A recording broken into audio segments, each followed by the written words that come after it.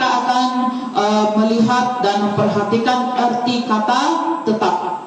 Tetap ini menurut kamus arti dia tidak berubah-ubah, juga kekal untuk selama-lamanya. Tetap juga berarti sudah pasti, tentu, mesti. Tetap juga berarti bukan untuk sementara waktu. Tetap juga berarti teguh berpegang pada kepercayaan. Dan kalau kita melihat arti kata teguh, teguh ini arti dia kuat, kukuh, tetap tidak berubah iman. Jadi sebagai orang-orang percaya, sebagai jemaat Tuhan yang sudah dewasa dan sudah lama di dalam Tuhan, menjadi jemaat yang tetap teguh di dalam Tuhan, tidak mudah goyah, adalah merupakan suatu kerinduan yang ada di dalam hati kita, di dalam hati kita semua. Amin. Sebagai orang percaya, dalam kita mengharungi kehidupan setiap hari, kadang banyak cabaran, banyak masalah, banyak tentangan dan sebagainya, sehingga tidak sedikit orang-orang Kristen, orang-orang percaya yang mulai mundur atau membelakangi Tuhan di dalam kehidupannya dan jauh daripada Tuhan. Namun saudara-saudara yang berbahagia di dalam Tuhan Yesus Kristus, saya yakin bahwa semua yang hadir pada pagi hari ini sudah pasti tidak mau menjadi jemaat yang mudah goyah ataupun tidak kukuh, tetapi kita mau menjadi jemaat yang tetap kukuh dan tetap teguh di dalam Tuhan. Dan di sini kita akan perhatikan bersama-sama ada beberapa rahasia yang kita pelajari bagaimana kita menjadi orang Kristen, jemaat yang tetap teguh di dalam Tuhan. Yang pertama, rahasia yang pertama, mari kita bersama-sama terlebih dahulu melihat di dalam Alkitab, di dalam Roma 6 ayat 13. Roma 6 ayat yang ke-13.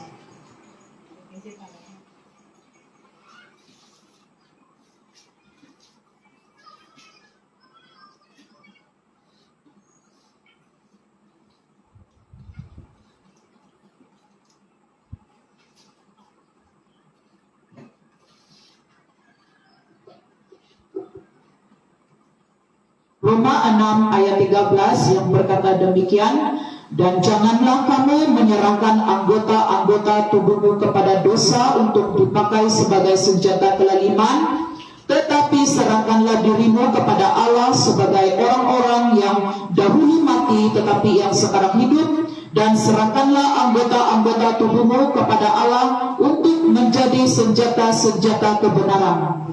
Jadi rahasia pertama menjadi jemaat yang tetap kuat di dalam Tuhan adalah menyerahkan hidup kepada Tuhan. Itu rahasia yang pertama, menyerahkan hidup kepada Tuhan. Saudara-saudara, penyerahan hidup yang sepenuhnya kepada Tuhan akan menjadikan kita orang-orang yang dirahmati, diberkati, dan disertai terus-menerus oleh Tuhan di sepanjang kehidupan kita. Dan mengapa kita harus menyerahkan hidup kita kepada Tuhan?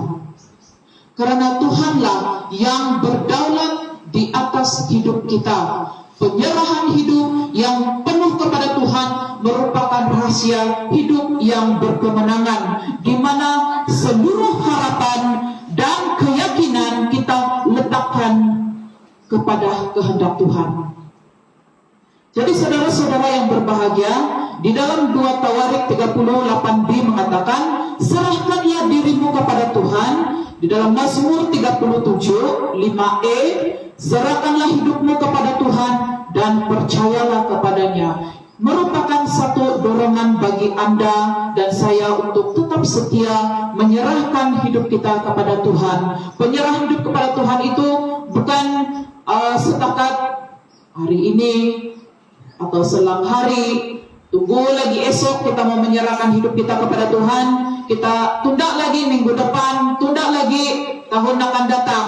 Tidak, bukan seperti itu. Penyerahan yang sesungguhnya kepada Tuhan adalah setiap hari yang kita lewati, itulah itulah penyerahan hidup kita kepada Tuhan setiap hari yang kita lewati. Apapun masalah yang kita alami dalam kehidupan kita, kita senang, kita susah, kita tetap bersyukur dan menyerahkan hidup kita kepada Tuhan. Karena Tuhanlah yang berdaulat di atas kehidupan kita. Penyerahan hidup kepada Tuhan disertai dengan doa.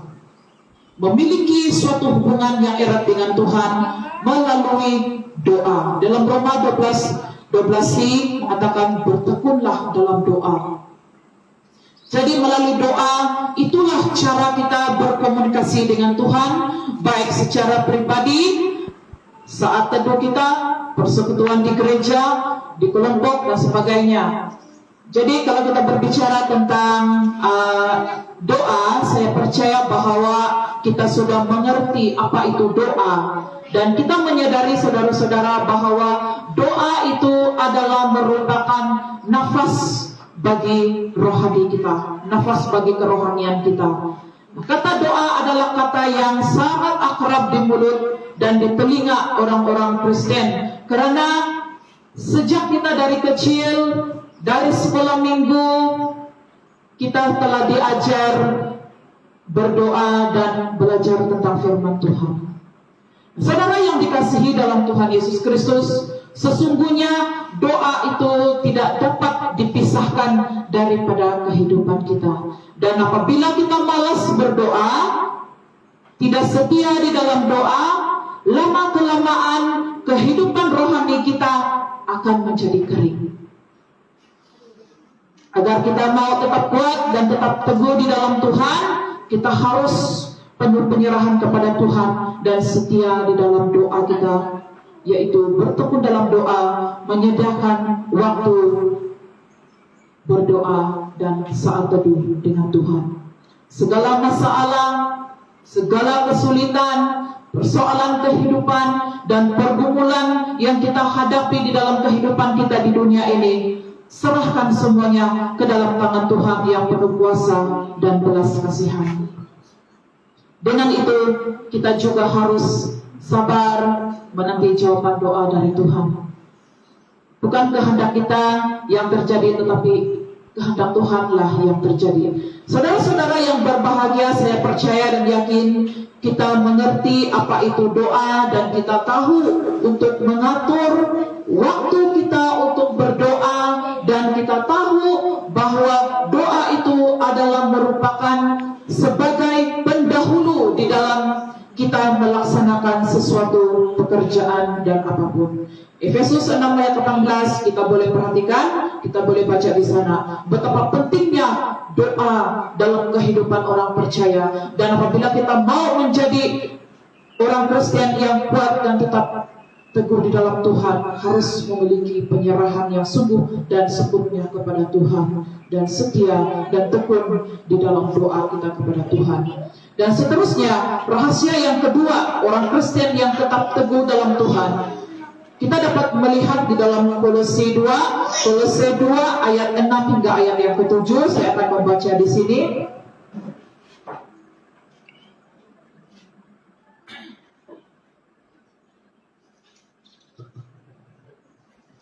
Kolose 2 ayat 6 hingga ayat yang ke-7 yang berkata demikian: kamu telah menerima Kristus Yesus Tuhan kita. Karena itu, hendaklah hidupmu tetap di dalam Dia, hendaklah kamu berakar di dalam Dia dan dibangun di atas Dia. Hendaklah kamu bertambah teguh dalam iman yang telah diajarkan kepadamu, dan hendaklah hatimu melimpah dengan syukur. Dan rahasia yang kedua adalah berakar di dalam Dia, berakar di dalam Tuhan. Jadi semua yang hadir pada pagi hari ini memang kita sudah tahu apa itu fungsi akar. Semua kita tahu apa fungsi akar. Akar ini adalah bahagian tumbuh-tumbuhan. Biasanya kita semua tahu dia terdapat di dalam tanah, di mana akar ini menghisap makanan dan air. Ada juga akar pada tumbuh-tumbuhan yang hidup terapung di atas air.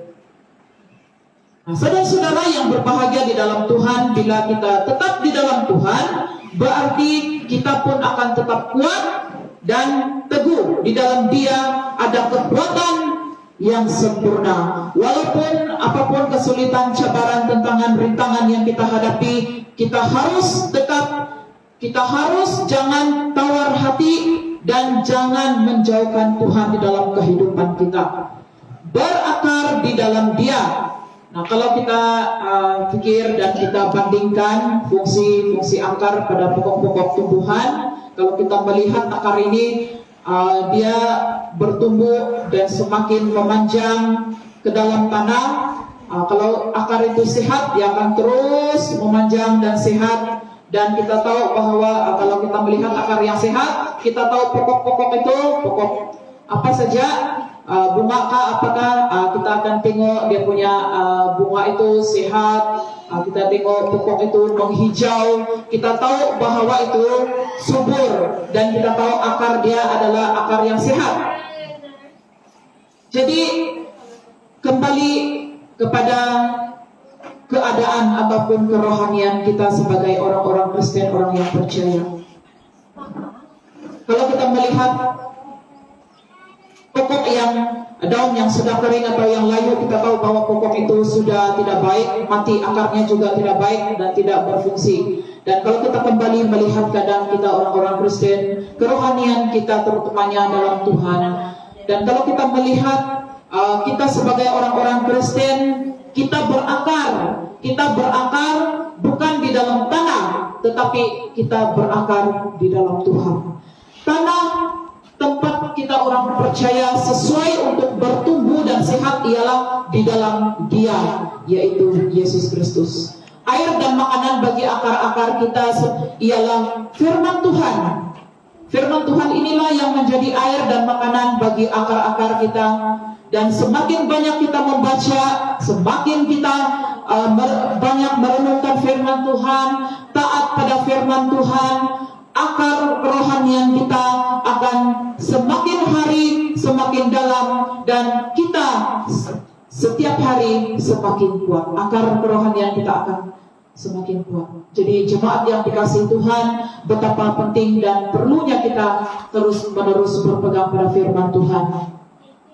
Sambil berpegang pada firman kehidupan, agar aku dapat bermegah pada hari Kristus, bahwa aku tidak percuma berlomba dan tidak percuma bersusah-susah. Filipi 2 ayat 16. Jadi bagaimana kita terus bertumbuh dan berakar di dalam Tuhan kalau kita tidak berpegang pada firman Tuhan?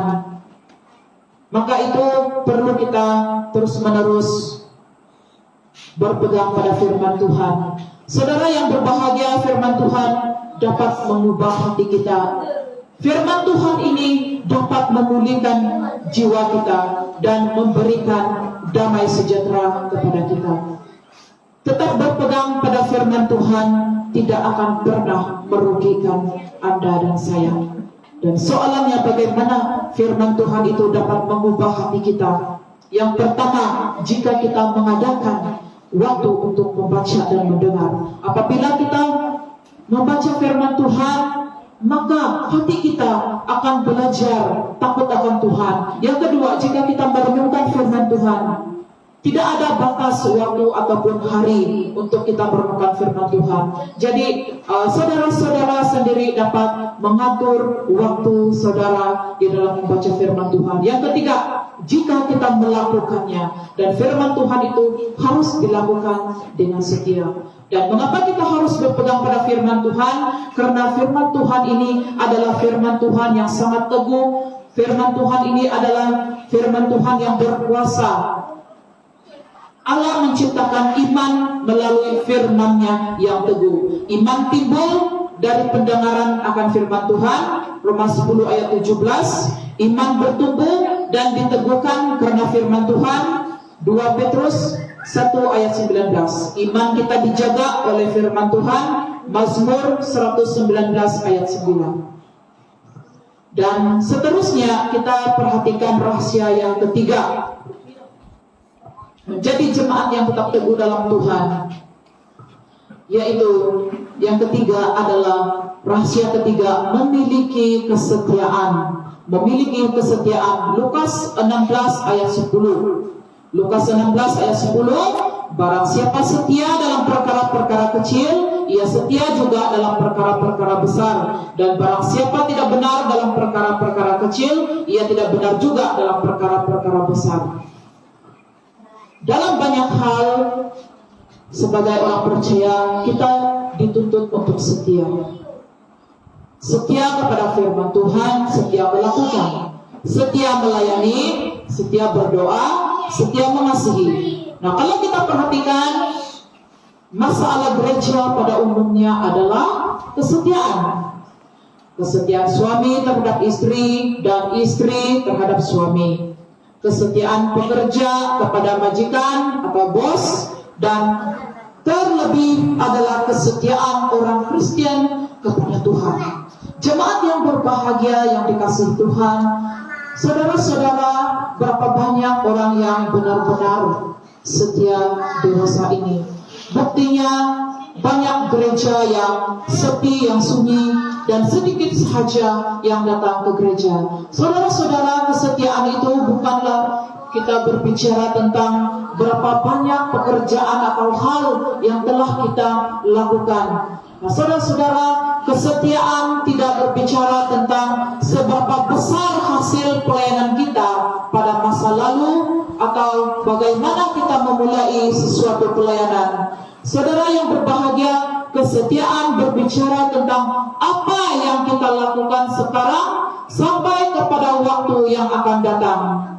Banyak orang di awal perjalanan imannya di dalam Tuhan, kita banyak melihat dia setia. Setiap ada kebaktian, dia selalu ada. Apa-apa kegiatan rohani, dia selalu ikut serta.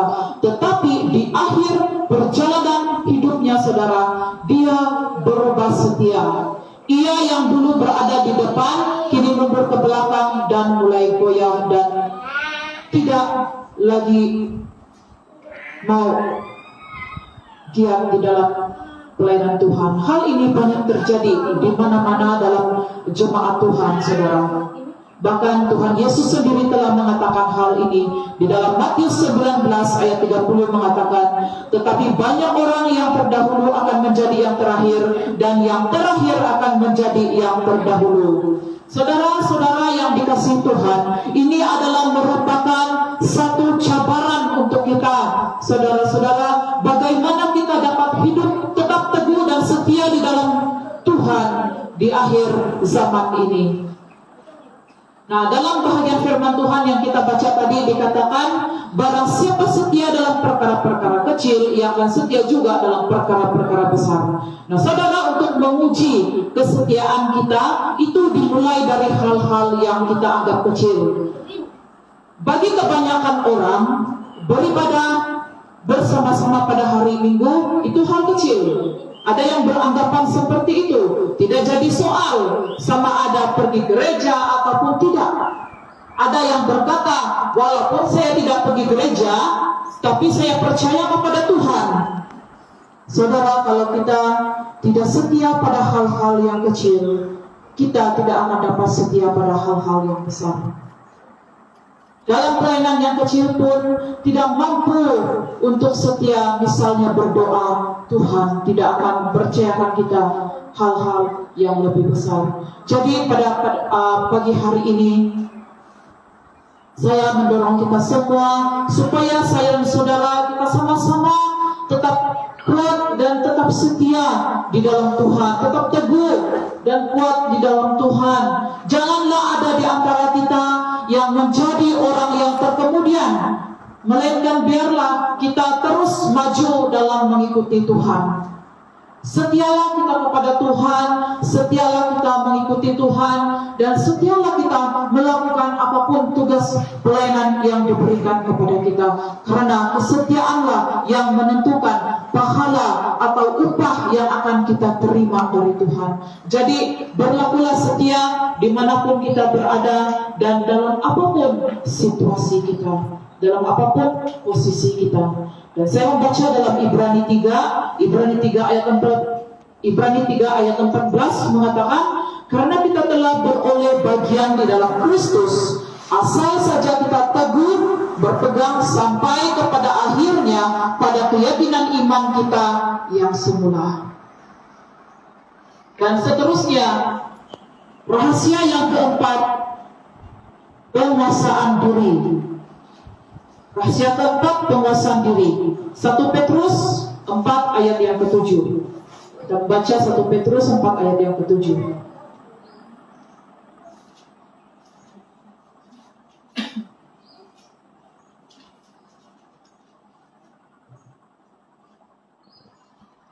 Satu Petrus 4 ayat yang ke-7.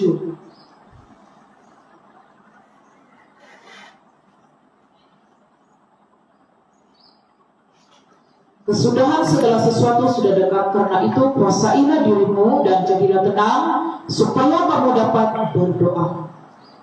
Kalau kita berbicara tentang penguasaan diri, penguasaan diri merupakan suatu sikap yang harus ada dalam diri setiap orang.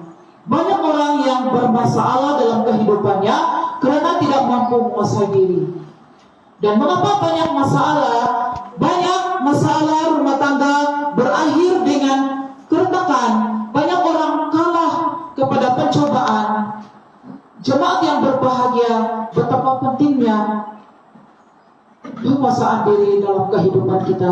Oleh sebab itu, orang Kristen, orang percaya harus berusaha menguasai diri, karena di balik kemampuan menguasai diri ada keuntungan besar. Di dalam bagian firman Tuhan ini, Rasul Petrus mengatakan dan menegaskan kesudahan segala sesuatu sudah dekat. Dengan kata lain, hari Tuhan itu sudah hampir tiba. Karena itu kata Rasul Petrus, kuasailah dirimu dan jadilah tenang. Mengapa? Supaya kamu dapat berdoa. Saudara, ibu bapa yang dikasihi Tuhan, dalam berbagai macam pergumulan, masalah dan kesukaran dan penderitaan hidup, penguasaan diri itu sangat perlu ada di dalam kehidupan kita. Bila mana kita punya penguasaan diri secara tidak langsung, kita sekalian dapat berdoa dengan leluasa, berdoa atau datang kepada Tuhan tanpa batas ataupun waktu atau tempat. Kadang-kala banyak kesulitan hidup ditambah dengan kesibukan demi kesibukan, kita seringkali lalai untuk berdoa dan kita lupa. Tetapi bila mana kita punya penguasaan diri, kita dapat menahan emosi kita boleh mengatur waktu kita dengan baik, sehingga kita dapat berdoa dengan leluasanya. Jadi perhatikanlah baik-baik, ada keuntungan kalau kita mampu menguasai diri, kita lebih dekat dengan Tuhan di dalam doa-doa kita, dan kita mampu berdepan dengan apapun ujian dan memperoleh kemenangan, dan kita akan menjadi orang Kristen yang kuat, yang tetap teguh di dalam Tuhan Yesus Kristus. Dan rahasia yang kelima dan yang terakhir, miliki persekutuan. Miliki persekutuan. Kisah Para Rasul 2 ayat 42. Mereka bertekun dalam pengajaran rasul-rasul dan dalam persekutuan, dan mereka selalu berkumpul untuk memecahkan roti dan berdoa. Tujuan persekutuan itu adalah untuk kepentingan bersama. Hidup sebagai orang percaya yang hidup berpusatkan Tuhan Yesus di dalam kehidupan, harus ada persekutuan yang baik di antara satu sama yang lain. Ada komunikasi yang baik antara pemimpin dan jemaat dan hamba Tuhan. Ada persekutuan yang baik, artinya ada kasih, saling mengasihi antara satu dengan yang lain. Jadi sebagai kesimpulan daripada firman Tuhan, marilah kita hidup sesuai dengan kebenaran firman Tuhan, memuliakan Tuhan, menyenangkan hatinya, dan melakukan apa yang telah diperintahkannya dalam kehidupan kita. Demikianlah beberapa rahasia orang Kristen yang tetap teguh dalam Tuhan, menyerahkan hidup kepada Tuhan, berakar di dalam Dia, memiliki kesetiaan, memiliki penguasaan diri, memiliki persekutuan. Jadi marilah kita berusaha untuk hidup benar sesuai dengan firman Tuhan. bersandar terus pada Yesus yang adalah sumber pengharapan di dalam kehidupan kita. Mari kita berdoa.